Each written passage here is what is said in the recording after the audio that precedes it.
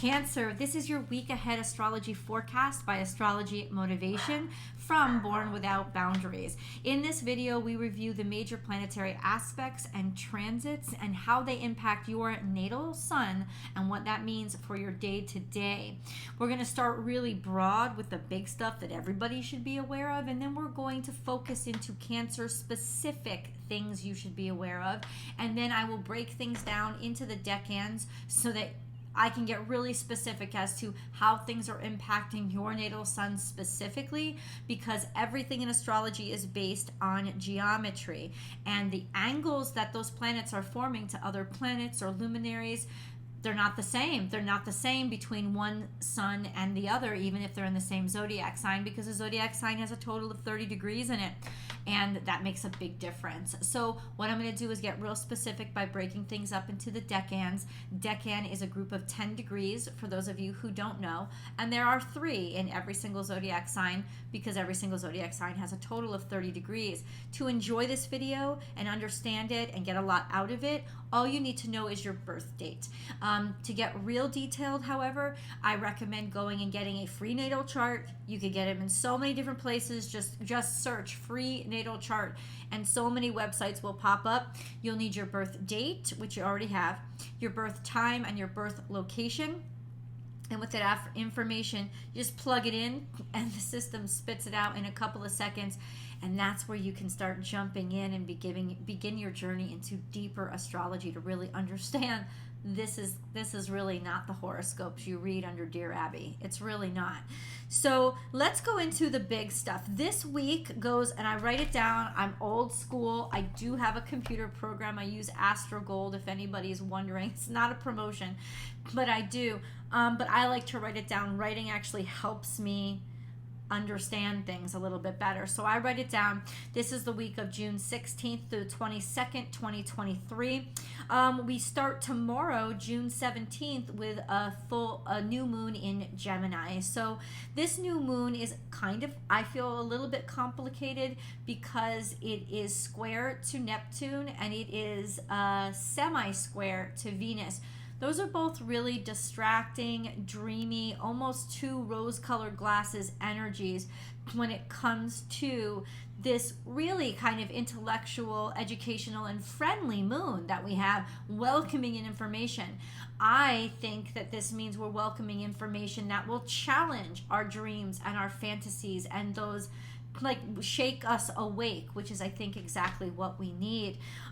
So we've got that. We also have some beautiful aspects. So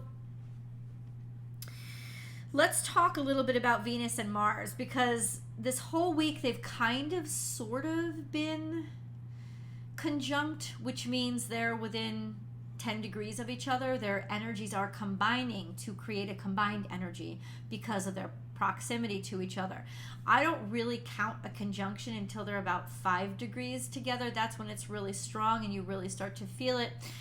And that happens on the 17th as well. So they'll be within 5 degrees of each other by the 17th. So we have the new moon on the 17th. We have Venus really strongly conjuncting Mars by the 17th. This is happening in Leo. So gosh almighty, it is all about romance. It is all about courage. It is all about shining and glamour and being seen, but also being really like driven and knowing where your heart is. So it's really the combination of hearts. And I think that's kind of extraordinary, especially since Mars is square to Uranus this whole week. And that is rebellious energy. So it could very well be sexual revolution, wanting to go outside of what you have desired in the past, breaking down old, like surprising everybody, or the universe surprising you, because there's a real rebellious energy to Mars square Uranus. It's just not going to take the same old anymore. And with Venus thrown in the mix, we're talking about sexual revolution, that kind of energy. Amen. We also have, at least until like the 19th, Jupiter square to Venus, which has been going on it was last week too. This means everything is super exaggerated and super indulgent. So around this new moon, things could be really like excessive and dramatic. That will phase out after the 19th, which is actually a good thing because it's a little bit too excessive and indulgent, especially in Leo, and I don't really think it's helpful energy. So I think it'll be more progress oriented after that square it gets broken after the 19th. We have Venus and Mars both trining Chiron, which is such beautiful energy. It just almost breaks my heart. This is healing from your sexual revolution, like revolution, like a sexual desire revolution in order to heal yourself and heal the parts of you that have been traumatized and broken. And it's just such a beautiful healing energy that I think this week could bring in a lot of necessary information and newness, new conversations with people that maybe we haven't had conversations before, where we are working toward healing ourselves. Of course, the new moon directly impacts you guys because you are Cancerians and you are ruled by the moon, and wherever the moon is and whatever's happening to the moon, which we're going to go through, you should be aware of because it will impact you. Always, Cancerians, grab yourself some sort of lunar chart or calendar that tracks the lunar phases. Really helpful for you guys. We also have some really helpful sextiles going on. A sextile is about a 60 degree, between 55 and 65, definitely dead on 60 degree angle that are forming between planets. And that forms between planets, and this is opportunity. It is opportunity and prosperity through opportunity. It's things working their best together. And we have Jupiter sextile Saturn this week, and we have Mercury sextile Venus. Now, Jupiter sextile to Saturn is one of the most progressive, productive energies in astrology. You can do anything with this energy. It's definitely like mature and solid and serious because of Saturn, combined with expansive, open-minded, and even daring of Jupiter, which means this is entrepreneurial energy at its best. It is beautiful, very productive energy, especially when it comes to work, what you do for a living, what you see yourself doing for a living. And then Mercury sextile Venus is so helpful because it means communications are going to be very eloquent, very graceful. Your brain and your mouth are working in sync. They're almost like as proficiently graceful as a ballet dancer. So this is really helpful time. Could also be very favorable words of love, or helpful conversations, especially with that new moon welcoming in conversations, hopefully breaking through preconceived notions, which is what that square to Neptune is, or preconceived desires, which is what that semi-square, that stubbornness with Venus is. This sense of, but we're different now, we're changing, and this is a week of growth and healing through growth. So I actually am excited about this week. Let's get into Cancer, what the moon is doing. Well, first of all, let's review. In the sign of Cancer, let's also review. We have a retrograde starting this week, also on the 17th. Saturn is going into retrograde. That's okay. It happens every single summer around this time. It is actually not odd. Neptune will go in retrograde next week. Pluto's already in retrograde. The outer planets go into retrograde, and the world slows down. And in the northern hemisphere, we're really lucky because it correlates with our summer. So it's time to slow our asses down and not expect anything but live in the moment. You have Cancer right now for most of this week empty, but the sun is transiting into Cancer on the 21st. So happy Cancer season. Cancer season will begin by the end of this week. And it'll fall into the first decan of Cancers. We'll get into that a little while later. Let's talk about the moon, because we always love to talk about the moon. We have the new moon in Gemini on the 17th, but the day before Cancer, the moon will conjunct Mercury. Mercury is in Gemini too. It's about 10 degrees away from where the sun is. The sun will conjunct Mercury. Wisdom, understanding combined with emotional clarity, because it's like intellectualizing your emotions, being able to articulate them. And then we come to the new moon, where the moon is conjunct the sun, bringing things to light and defying old delusions. Absolutely, I think, positive energy. On the 18th, From the 18th to the 20th, the moon will be in Cancer, so it will transit into Cancer a little bit before the sun transits into Cancer. By the 20th, it will be in direct opposition to Pluto. So the 20th could be kind of an emotional day for us. It doesn't have to be bad, but it could be intensely emotional, and we could be a little bit excessive with our emotions.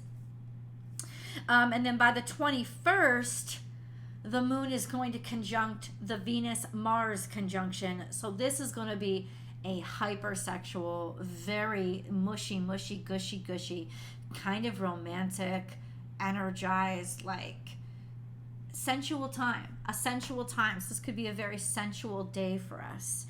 And for the rest of the globe, since it really is happening to everybody, but it's happening in Leo. We will be affected by it because it's our ruling dignitary. This is something to be aware of.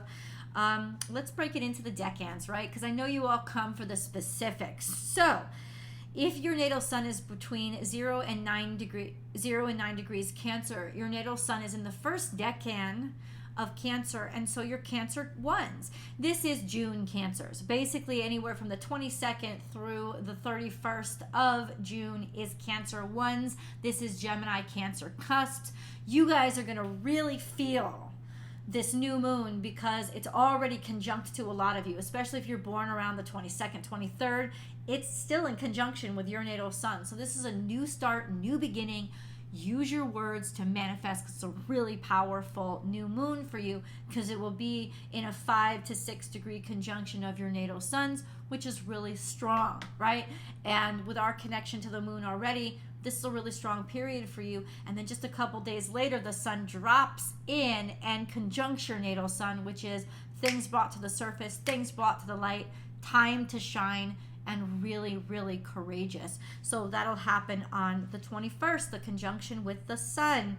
But especially those of you born on the Gemini cusp are going to feel this sun transiting into Cancer, as well as the new moon. All of y'all, because Jupiter is at about 7 degrees Taurus. All y'all are sextile to Jupiter all week long. I am so jealous, because this is one of the most fortunate opportunistic and not opportunistic opportunity driven energies in the zodiac. When your Jupiter is sextile to your sun, there's just nothing, the places you'll go, there's nothing you can't get done. So this is a beautiful transit. You've been experiencing it actually for a couple of weeks now, and it will go well into next week. So this is a wonderful time to make advancements on your career.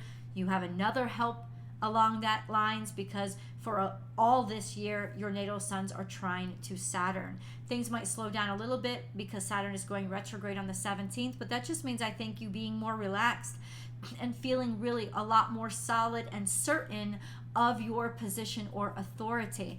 So you have you've been doing really great in terms of career. This is a great time for your career to grow and expand, especially through hard work. Wonderful times for you. There is also a square to Neptune, which means probably, especially with your personal life, I would say there is a sense of being a little bit delusional or getting distracted really easily into daydreams.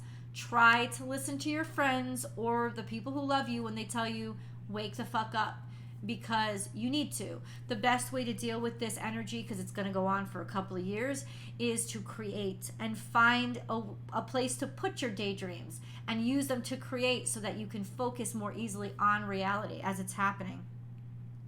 Let's go into Cancer 2s. So if your natal sun is between 10 and 19 degrees Cancer, you are Cancer 2s.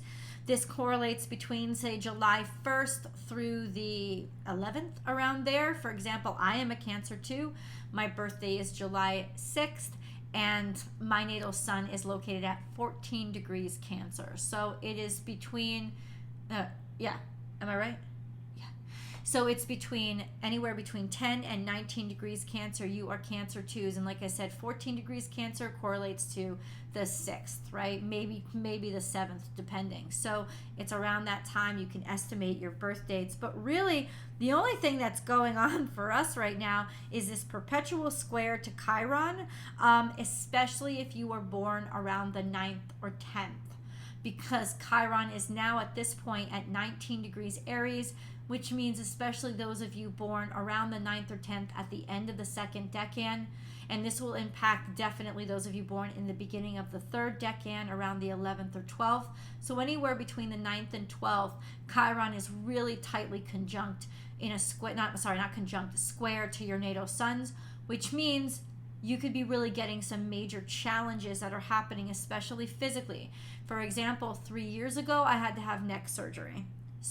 But it was because there was injuries that had been built up from traumas over the past, and it just like came to a head when Chiron was really just starting to start to impact the second decan of Cancer. Chiron moves really slow. So there's a sense of healing from it and repairing. So I'm not saying all of you guys are going to get neck surgery, but this is a time to deal with especially old physical pains, because Aries is a very, very physical sign, and that's where Chiron is now.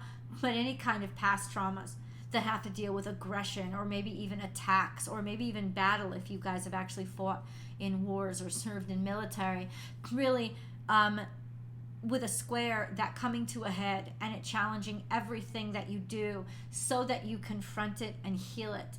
But this is the confrontational period when it's square to you, and you guys between the 9th and the 12th of July are going to be experiencing it the most right now, just an FYI. And then we have, bam, Cancer 3s. So Cancer 3s, you are Leo cuspers, absolutely. Anywhere between, say, the 11th of July through the 21st of July are Cancer 3s.